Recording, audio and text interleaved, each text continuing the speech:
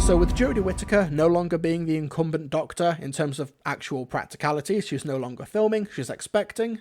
She has officially hung up her sonic screwdriver for the foreseeable future. There's always Big Finish calling, I'm sure, or anniversary or multi-Doctor specials or something.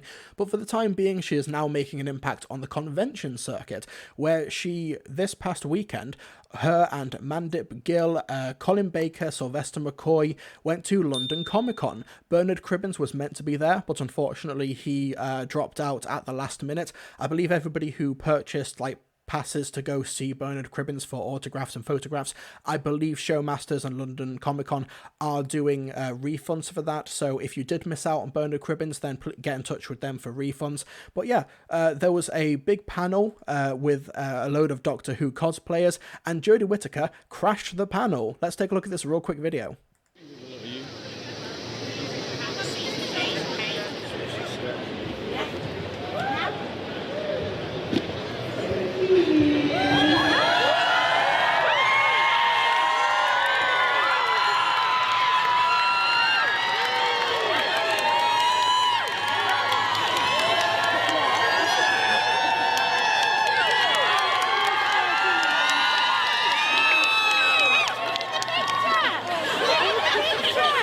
This is like a rock star entrance, by the way. I've not been to many conventions, but I remember going to Warp in 2017, I think 2018. That was one of my first big conventions, and Peter Davison had a similar rock star welcome. He honestly seemed like a rock star when he walks in and peace sign on stage and the crowd is cheering. That was a rock star entrance. Jodie's definitely getting in the mood for that.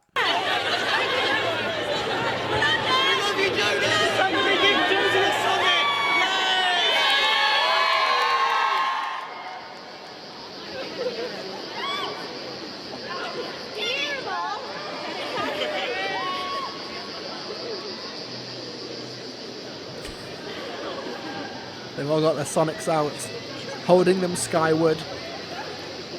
Selfies, nice.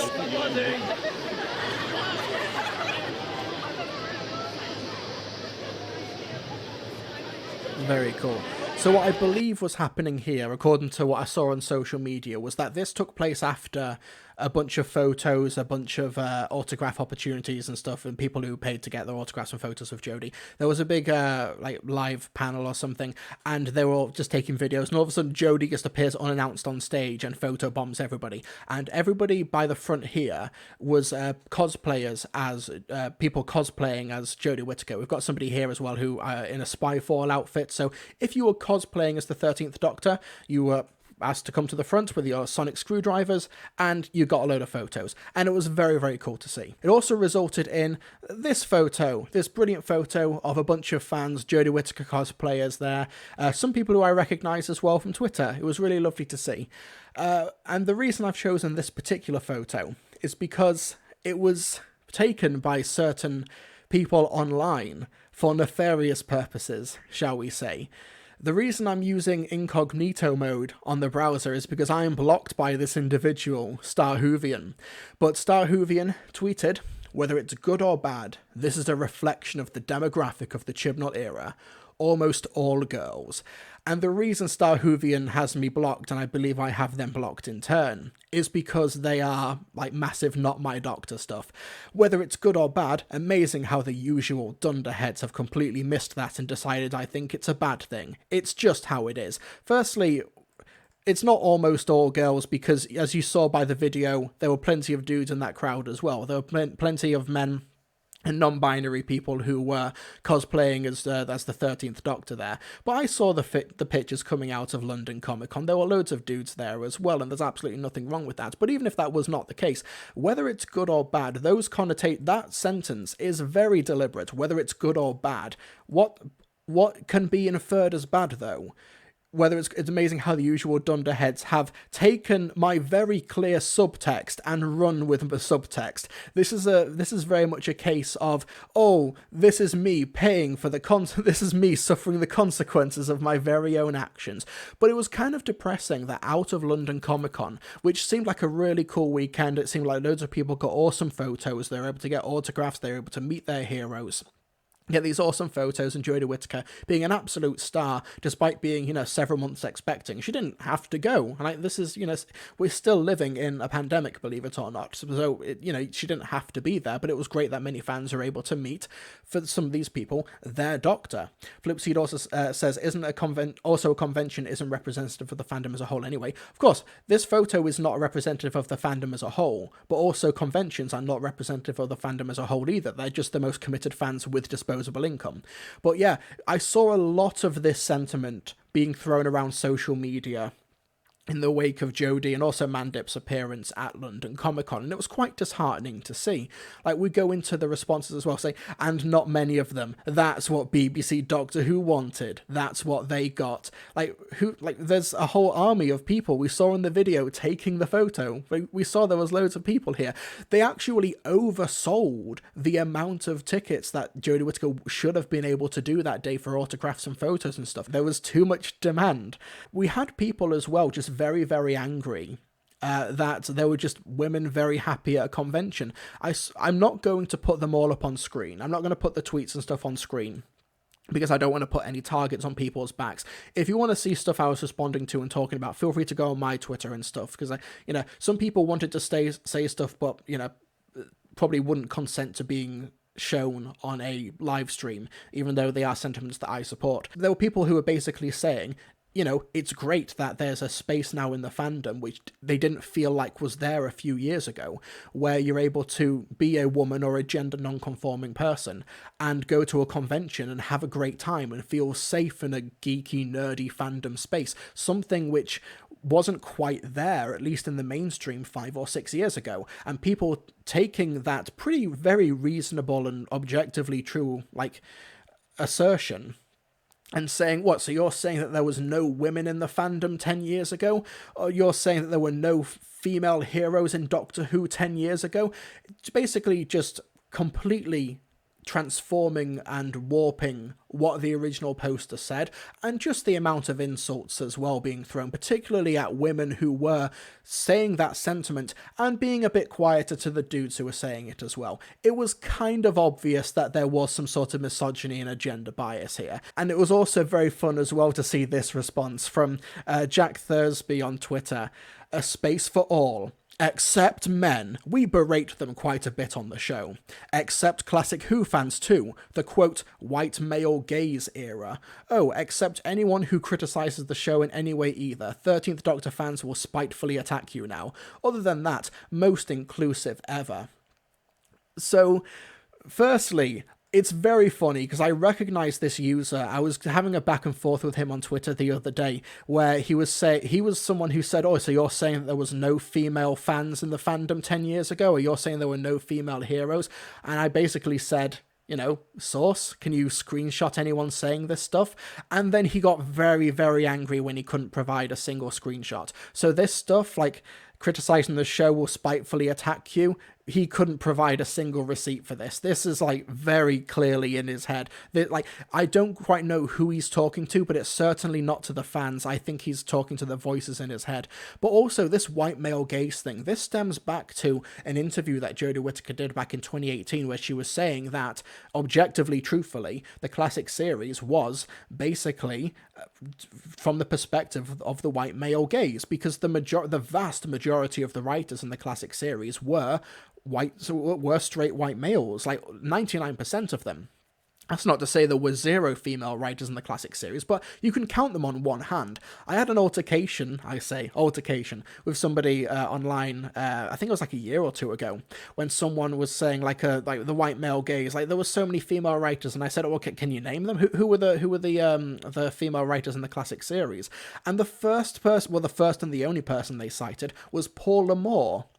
Paula Moore, the writer of Attack of the Cybermen, was a pseudonym for Ian Levine and Eric Saywood to write Attack of the Cybermen because there was some contractual condition that said Eric Saywood could not put his name to the script. So the only example of the non-white male gaze writer that this person could come up with was the equivalent of 2 dudes in a trench coat pretending to be an adult going to the movie theatre.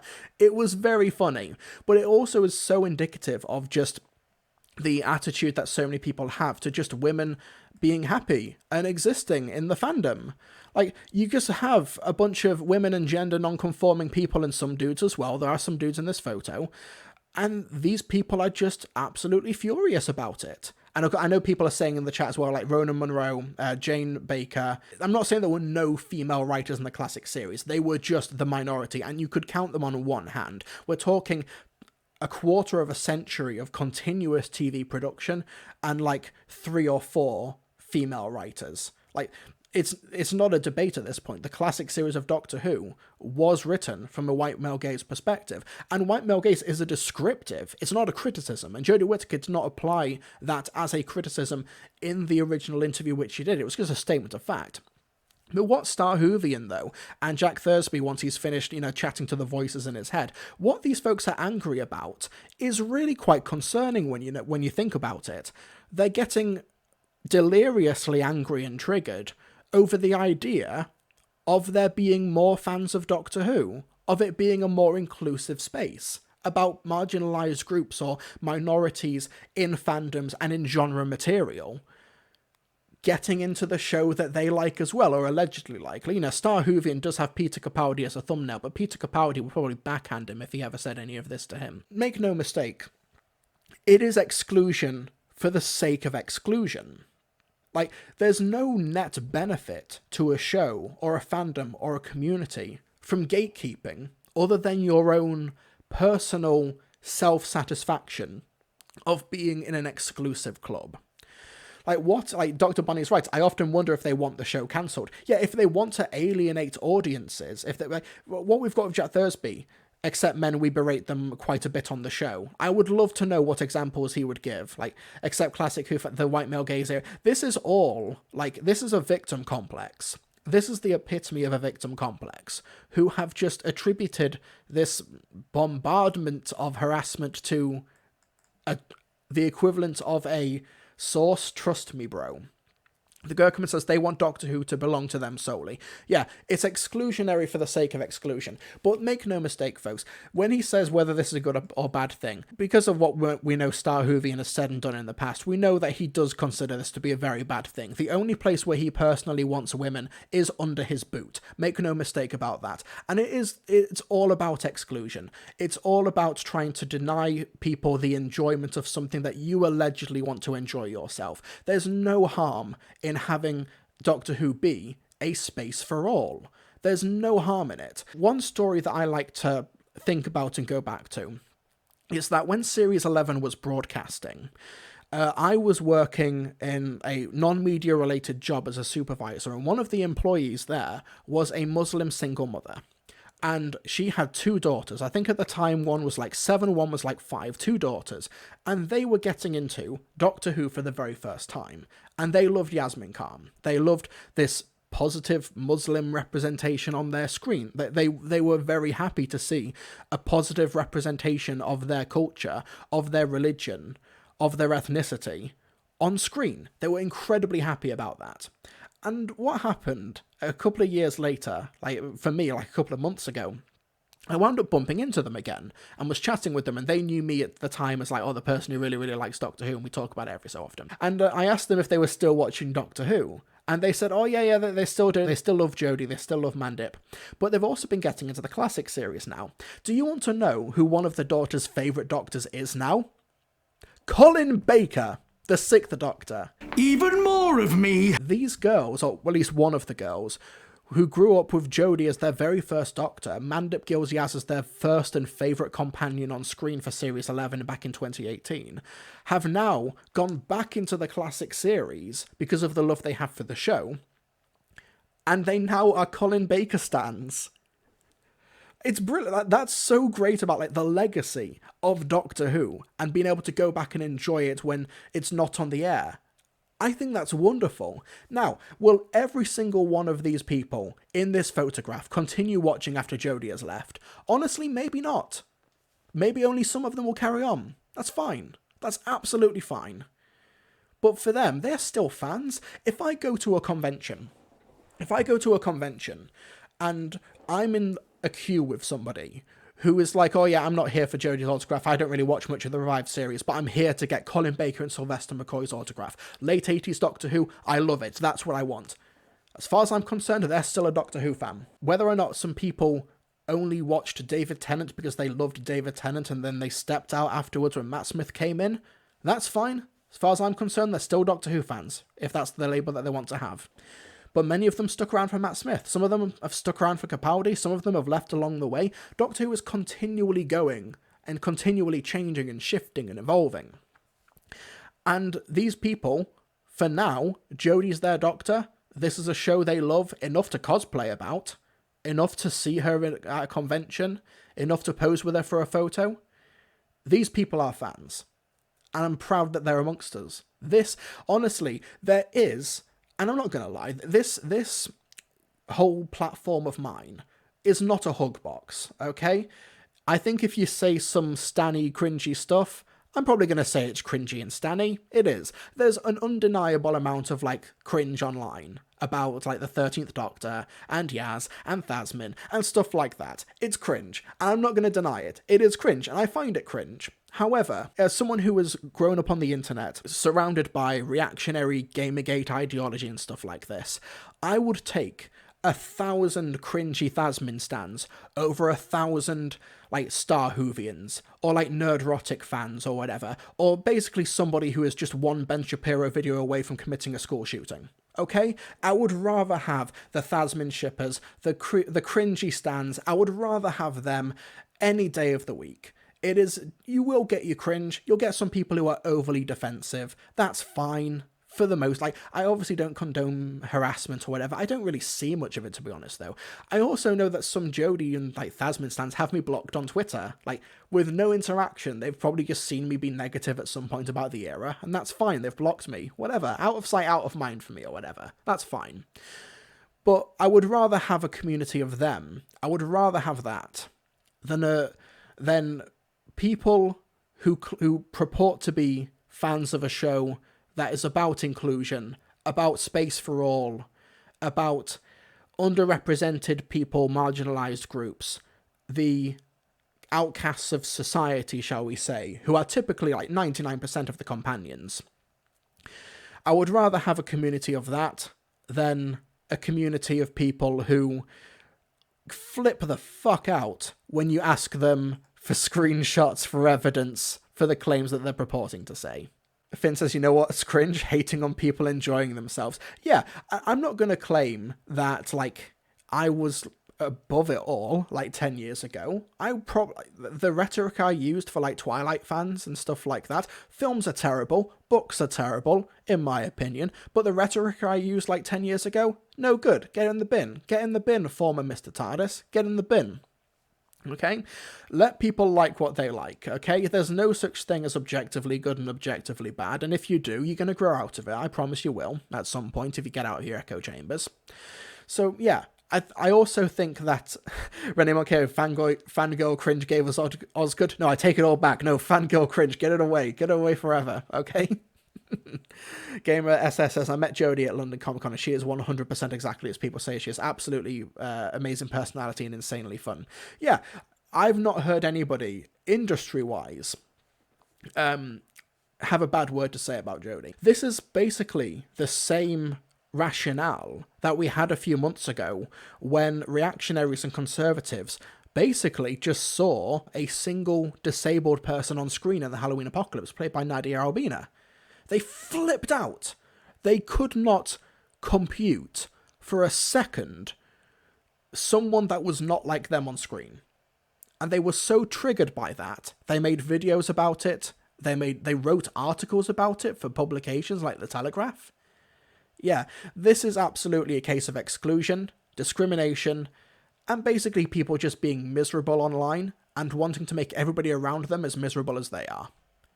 And I'm very glad that at London Comic Con this past weekend, it hasn't cut through. However, when you look at the behavior of people online and the fallout of it, I will say on YouTube and also on Twitter and stuff, the fansphere that we kind of see is predominantly dominated by dudes like me. straight white dudes like me are the vast majority. And I know that that's not because of the demographics who watch Doctor Who. The last demographics I saw back in 2018 was that it was more or less 50-50 split for Doctor Who. Maybe like 51% women and like 49% men. That was the demographics that I saw last I properly checked and looked into it. But that is not representative in fan culture. And a part of that, not exclusively, but I do know a big part of that is because of the amount of harassment that those marginalized groups or those inadequately represented groups on screen were pushed out of the community because of what we've seen like this. And that's not the fandom I want to be a part of. Thankfully, that's not representative of the fandom, but those voices do need calling out.